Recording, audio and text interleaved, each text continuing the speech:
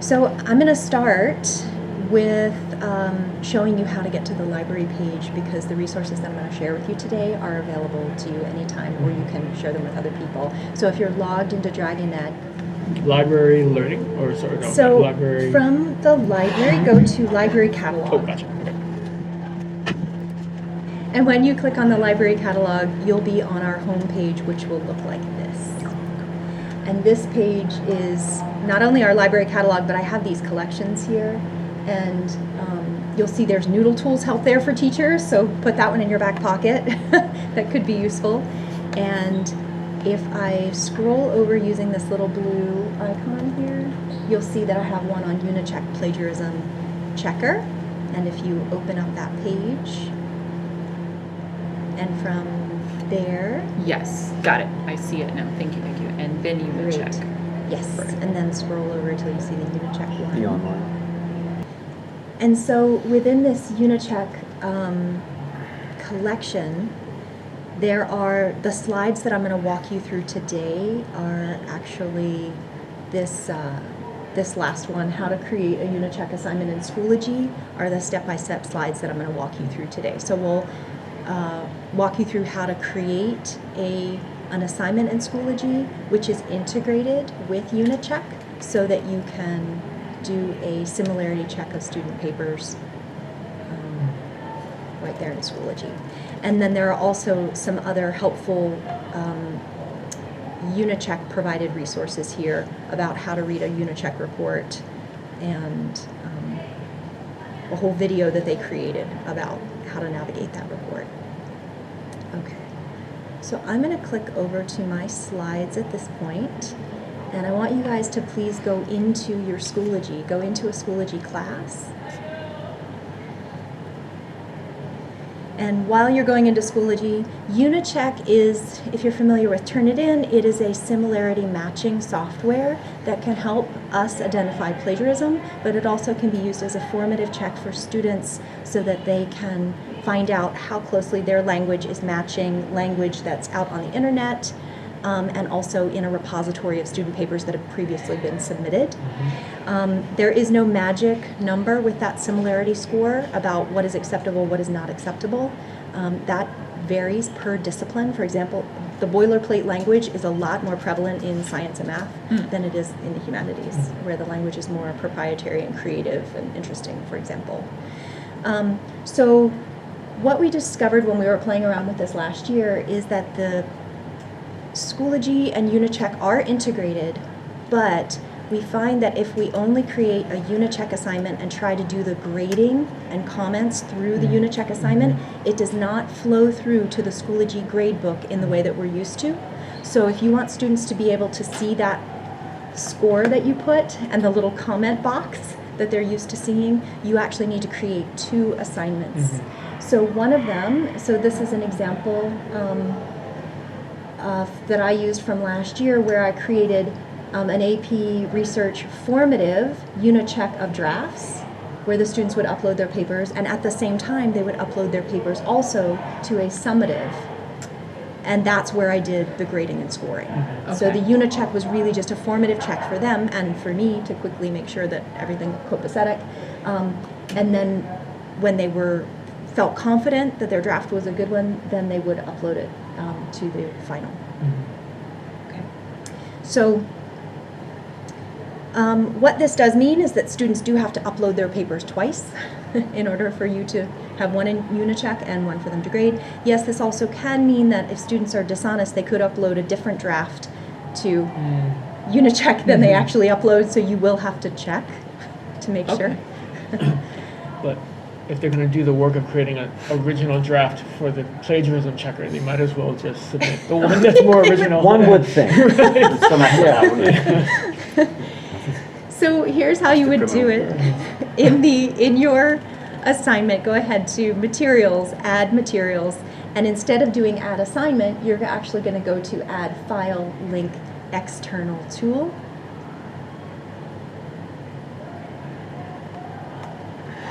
Once you've done that, you are going to select the external tool icon.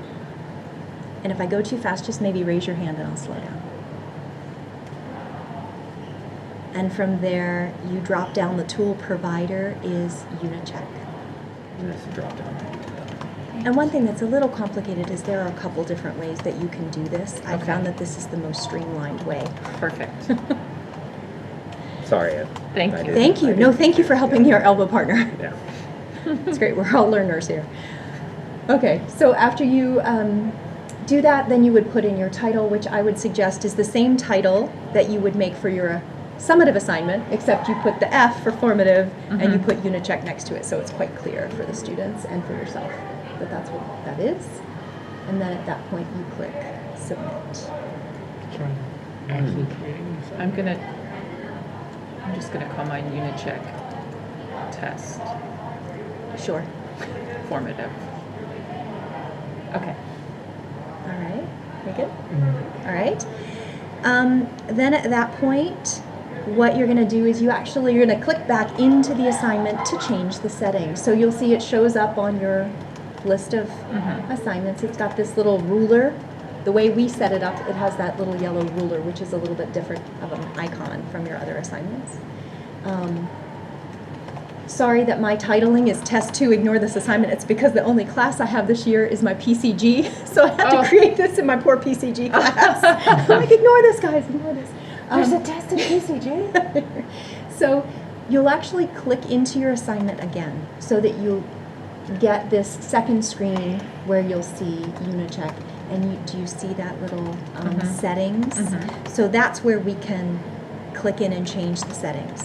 Now, I want to start by saying the default settings in Unicheck are quite good, and actually they're what I will recommend Okay. that you stick with, and I'll explain what they are going forward. However, I want you to know that you could go back and change that if you desired something different. Okay, that's how you would do it.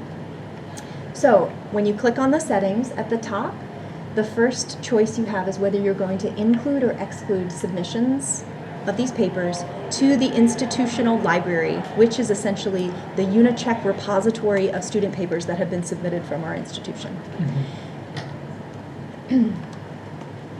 Generally, I would say, please don't exclude your student papers from this repository because it's a nice way to check whether a student is resubmitting their same paper again in another course to try to get double credit, or they have an older sibling who's given them a copy of the research paper that they're submitting.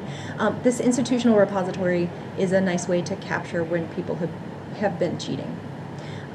Having said that, the one time I would say to exclude the paper from the repository is if you know that you are going to ask the students to submit a rough draft and maybe a month later or a couple weeks later you'll have them do a final draft. Maybe for that rough draft, do not submit it to the institutional library. Wait and do it with the final draft. Okay. Having said that, I'm going to show you that actually the students can upload multiple drafts. So if it's happening all in the course of a day or two or a couple days, you might want to go ahead and share it to the institutional library, knowing that the kids can upload a couple different drafts before they finalize it. Okay. Okay. The second and third options are, do you want to exclude citations and do you want to exclude references? And here's what that means. I'm going to show you a sample where you do exclude those so that you're strictly getting gold highlighting any place their language matches anything on the internet. Whether they've cited it properly or not, they will see the match and be able to make a decision about whether they've cited it properly. If you auto-exclude the citations, what this program will do is it'll highlight them in a different color if the student actually has an in-text citation in the paper. It will consider them to be properly cited and it'll highlight it in blue. And the overall match percentage will go down because it pulls it out of the similarity report. Okay, I'll show you an example a little bit later. And the references, it's really about the works cited page. Do you care if there's matching MLA cited references on that last page? Again, you could exclude that or not. That's your choice, and I'll show you a sample. Okay. The next one is, here's where you can let students put in multiple sort of rough drafts. The student pre-check is on, they can resubmit up to 10 times and check up to 10 drafts before they decide that they are comfortable with their paper and they're ready to finalize the report so that it shows through and you can see it. Okay? So this is where it can be a formative tool for the students. It will not trigger a self-plagiarism against an earlier draft, Okay. right? Below that, you have the choice, again, to customize what percentage of the text and how many words triggers a match. I'm just leaving it at the default. And then at the bottom, show or hide similarity results from students. If you want it to be a formative so that the students can see their results, leave that on. So we're going to stick with all those default settings. All right. At this point, the slides are going to switch over to what a student sees as they're submitting their paper. So they can submit it as a Google Doc, a PDF, Microsoft Word, multiple languages. So French and Spanish can also work, unfortunately not Chinese. So when students look at their assignment, they'll see that they have the option to add files, and they will click on Add Files. Then they will choose where where the document is coming from. For many, it'll be Google Drive, probably. Then they will upload this into Schoology. At this point, it's still in this draft folder. So they'll click on this draft folder, and right now only one paper is showing here, the first one, but their paper will show up there.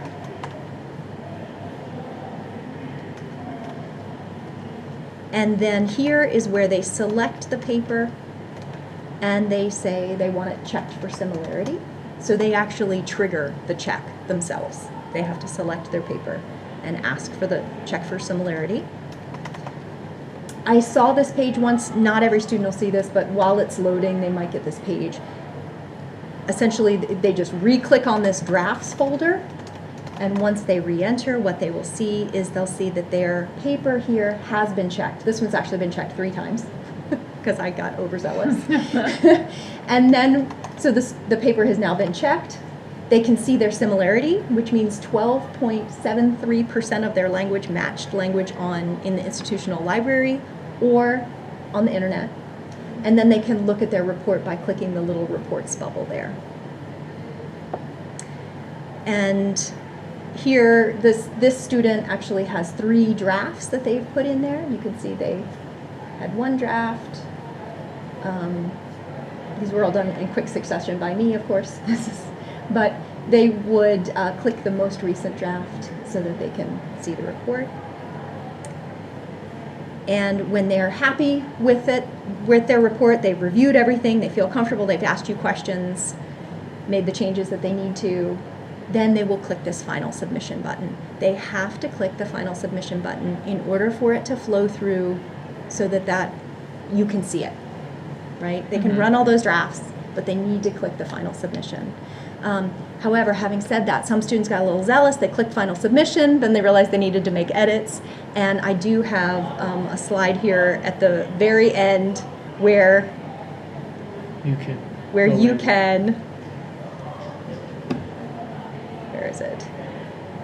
Do you see this little blue Yeah. circle icon here? Yeah, yeah. That is where you can undo their final submit so that they can resubmit, or you can bulk resubmit if you need to.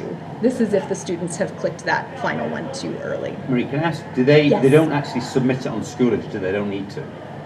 But so I've got, because we did my guinea Yes. pigs the other day, Yes. they only 5 of them submitted on Schoology, but to go into that, they've all submitted it on Unicheck.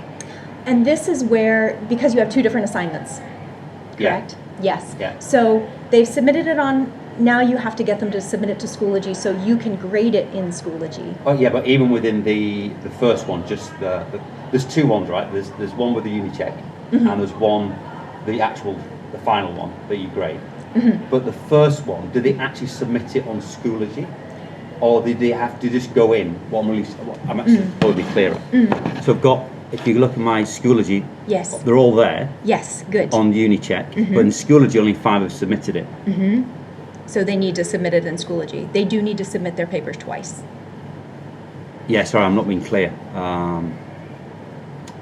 Like when you So set there's, up there's only 5 submitted on the formative, but to go into it, they're actually all there. And That's what I this, right, and this is where it's problematic because it doesn't flow through, that information from Unicheck here doesn't flow through to Schoology, so it's true, it's not showing you that they've all submitted, but you're seeing here that But I they can did. see the Right, results. Yeah. right. So it's okay. That's okay. That's okay. All right. Yes, I know, and we did email Unicheck and ask them for that Right, functionality. okay. We suggested, and they said it's not there yet. because ultimately, if you set up an assignment for Unicheck, Mhm. everything is housed in Unicheck, Mhm. even though we can view it from Schoology. Yes, But Yeah, it's not right, actually housed right. in Schoology Correct. and can't be scored in Schoology. The correct. platform's Unicheck. Isn't Right. it? That's a great clarification, Yeah. right? We are just using, we've kind of given a portal into Unicheck Right. via Schoology. Right. Right? Yeah. Right. Okay. Because Turnitin was more integrated, but then the tools, it was also limited in what you could view from Schoology. Right. So sometimes it was easier just to say, everybody go to Turnitin. Correct. Upload it there. And Yes. Right. Yeah. Yes, especially with drafts, Yes. the resubmitting of Yeah, drafts. yeah. Yes, you kind of needed to Yeah. do. Do you know if you've encountered anything with Unicheck, like does it prefer a format, like for students to upload as a Google Doc is okay, PDFs are okay? Like, Yes, okay. Microsoft Word is okay. Okay, yeah. Mhm. Can you do a Google Drive assignment with the Unicheck tool? Do you know? I if that- don't Okay, I can test that out. Think so, but if you Yeah. discover that we can, that would be Okay. kind of amazing. Right, because then the work is all there. And okay, That's like I'll see. 3 things layered on each Right, other. right. It'd be kind of amazing. I don't Yeah, know. Yeah. So from the teacher view, once the student has finalized it, you will see this. The report is ready, and there's a little report icon there that'll drop down all of their attempts, and you can see the report. Okay. All right. Having said that, I'm going to switch over to show you a student sample because we're running a bit short on time. Here we go. So here's a student sample paper. What you see along the left hand is this is like a preview of the entire paper, all the different pages of the paper and where there are matches. Okay. The reason why it's all gold is because we excluded citations, which are in blue. They're calling it quotes here, and they actually need to change that word. What they really mean is there's an in-text citation here, and so we make it blue. Oh, And then okay. references, that's your works cited list, and they would make that purple. But in this particular, we have it set up as all matching. So, but I'll show you. The nice thing about this is you can actually change your settings once you're in an individual student paper. So for example, right now it's saying 12.3% of the language matches.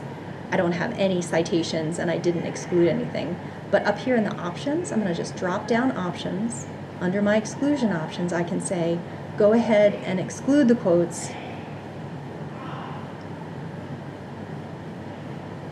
and exclude the references, just so you can see the difference here. All right, so what you'll notice, my match percentage dropped down a lot. And now I have blue citations and purple references at the end of the paper that are omitted, right? And so here are what they believe are the properly cited in-text citations, and I'll just show you what that looks like. So here, what you'll see is that because this has the in-text citation of Gorman et al., 2018, it says that this is a citation and that it is correctly cited. My problem with this is that I don't know if that language actually should be a quotation with quotation marks around it or not. Right. That is why I like to exclude citations, because I want to see if the language is matching, and so does it need quotation marks or not. And that is why I chose to exclude quotations. And what you'll find is when I do that, see how that highlighting disappeared? That's because it is not a language match, which means the citation was fine. It was a paraphrase, and that's okay. Right. Right? But that's what I don't want to miss, is needing quotation marks. Does that make sense? Yes. Okay. Yeah. All right. So like Turnitin, what you'll see is if I go essentially kind of in this column of matches, it will take me to each match. And this is where formatively the kids can look at it. Oh, okay, this is in quotation marks, but where's the citation for that? Okay, is it properly cited? And here, oh, wait a minute, I don't have an in-text citation, so how does the reader know where that's coming from? So that's really important. And then students can look at something like this and say, is this just boilerplate language? Or do I need quotation marks around something like that? It's going to prompt some really good discussions with students, I think, about how much is too much. And then here, okay, they used the language perfectly, but they did put quotation marks around it. Awesome. Where's the in-text citation? Right? And the other nice thing is that you can do this. Let me find one that I know works here. You can do a side-by-side comparison. This is one where there's a perfect match, but it's probably boilerplate language. Okay, so here is where this came from on the internet. And if I click on this, what's nice is sometimes it'll let you do this side-by-side comparison. The student can look at the source on the internet, but hopefully this one will work, and compare it to their own paper and see, oh yeah, maybe I should have done something different there. Right. So they're looking at, she's looking at her paper. Let me scroll. There we go. And here's this language in this journal. And so then that question comes, well, is it just boilerplate language? That kind of thing. I kind of like that it'll show that match. And then but then they know, right? Like if they used that source, then they know I forgot to cite it. Right. Basically. Yeah, Okay. right. I That's like true. this. This seems to teach them much better than Turnitin was just like, this is the same. Well, but like I like this. They had a flexible Mac. with allowing students to submit multiple drafts or see their own. This does it makes it more flexible for that. Yeah. And then so then there's this column called quotes, which is really the citations, and we have actually excluded those. We chose to exclude those. And then I want to show you this exclusions as well, because you can exclude each individual thing if you want to. So this student actually had a perfectly matched paper because I uploaded it multiple times. And you would have the option right here to exclude a perfectly matched paper if you want to, if you know that it's theirs. Or if there's a match here and you decide, well, hey, that was boilerplate language, I'm going to exclude this from the match number. And now it's on the exclusions page as being an internet source. There it is. Now, so you can, within looking at a student's, you can change what's included, excluded, and how it's highlighted with which color. So I like that flexibility. You can do it paper by paper. In addition to, you could go back to, when you're setting up the assignment, you have those options, but you also have those options while you're looking at the paper with the student, which is kind of neat. Oh, got it. Yeah. What questions do you guys have? What does that bring up for you? Thank you. So the school standard is MLA? It is. Yeah. For better or worse. Doesn't have to be.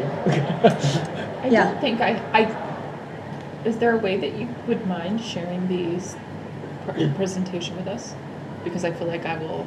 The video of this. No, Or the Google slideshow. Yeah, we can access it from the library. Oh, okay. Yes, perfect. that is on right here for you to get to perfect. from the library homepage. No, because I feel like my class they have a literary analysis coming up in the next couple of weeks, and I feel like then I will need to reference this again about how do I do this again? Right, yeah. Well, and it's a great idea to play with it when it's a low stakes thing, so that when it's actually research paper time, they know how to use it and you know how to use it. I'm also wondering how I could I'll talk with the team, but it might be nice to come up with an activity where they can do this and be like, how would you, do you know how to do citations? When we do this whole standards-based wording categories thing, it's one of those lessons every ninth grader should get. Right? We should, as a department, come up with here's how we use Unicheck in humanities, science. It would be great if every department uses it to some extent, or some plagiarism checker, right? And how we account for academic honesty and integrity and you know, like a set of lessons that every ninth grade teacher is going to teach, and actually 10th grade again, because students would come in after ninth grade. Right. Yes. Right? Yeah, just, you know what I mean? Yeah, like a sequencing of that thing. That's almost what they do in university, right? You have to Oh, do yeah. your academic Yeah. writing Yeah, your 101, your and then from composition, there Yes. they'll hit you with course. plagiarism every Yes. time. Yeah. No. You've had the and- training, so now you Yeah, get yeah. busted for it. Yeah. And it is really hard to learn to effectively paraphrase, as we Yeah, know, yes. and students don't. I think a lot of plagiarism happens not because they're intentionally trying to be dishonest. It's because they don't have the skills yet to do Right. it And properly. they're stressed, and they've got 4 They're other summatives, rushing and they're and- like, "Oh, it'd be so much easier. This is exactly what I want to say." They say it so And I beautifully. don't know where it came from And I don't know where it because I came went so from. fast and I just copied and Exactly. pasted it and I don't. But it's what I wanted to say. and And it's like, and then get just lost. quote it. Right. Yeah. Yeah. Yeah. But then even then, it's no. I still have seniors sometimes, so I'm like, "Where's your parenthetical reference?" And they're like, "What?" And I'm like, "Why are you still using footnotes? You're using a different style than MLA. Do you realize that?" I'm like, Anyway, but I was the MLA stickler in ninth Yeah, grade. well, and I think that there's a really good opportunity for us to encourage students to use in-text citations, even when they're using materials that we've given to them as PDFs or as handouts, Yeah. but make Yeah. them just get in the habit Yeah. of citing Right. every time that they're using Yeah. something from something, just, Even as a teacher, I'm always not there yet of just modeling for them. It's a hard having thing. having that every time I know I've used another source. every image on a That's slide, Every image on a every slide, image on the PowerPoint, yes. yeah, And that's that's another hard. conversation we need Yeah. to look Yeah. at within the department and across teams, because like Yeah. in Hum to an Action, Yeah. every unit they do what's called a resource review, where they get to choose different resources that we provide to them, but they have to identify, is this a primary source or a secondary source? And like, if I used it, how would I use it? But like, we need to make sure we're all That's doing not that, being like you taught in a said. uniform way, Awesome. Yes. It's great Thank you refresher for me. very much. Thank you. Yeah.